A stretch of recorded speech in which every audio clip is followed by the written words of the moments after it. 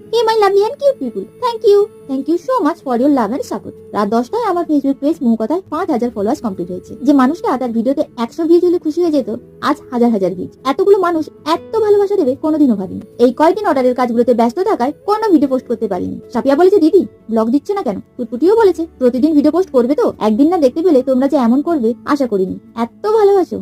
Instagram ও ফেসবুকে এত comment ও message বলার নয়। এদিকে সমস্যাও হয়েছে, তাই তোমাদের রিপ্লাইও ঠিক মতো দিতে পারছি না। ভেবো না দিদি তোমাদের ভুলে গিয়েছে। তোমরা কি খেয়াল করেছো আমি তোমাদের নাম লিখে রিপ্লাই দিতাম? তাতে আমার কাছের মানুষগুলোকে বেশি মনে থাকে। এই পাঞ্জাবিটা একজন বোন গায়ে হলুদের জন্য নিয়েছে। এমন সূক্ষ্ম ডিজাইন গুলো করতে খুব সময় লাগে। সকালে ছিল স্কুলের প্রজাতন্ত্র দিবস ও জন্মদিন পালন। দেরিতে এসেই লেগে পড়েছি টুকটাক ডেকোরিং করতে। শাড়ি পরে আসার সময়ই পেলাম না। ড্রেসটা গলিয়ে হাজির। খুব সুন্দরভাবে আমাদের স্কুলের প্রোগ্রাম গুলো হয়। শেষে কেক কাটা, কেকটা তো খাইয়েই ছাড়লো, আর সাথে মাখিয়ে। কিন্তু এটা বুড়োদের কাজ, বাচ্চাদের এত সাহস নেই। এটাকে তুলতে যদি এত কষ্ট হয়, তাহলে খাদ্য নালীগুলোর মধ্যে দিয়ে যাওয়ার সময় কি অবস্থা হয়? তাই ক্রিম কেক ভালো লাগে না। দেখা হচ্ছে কালকে।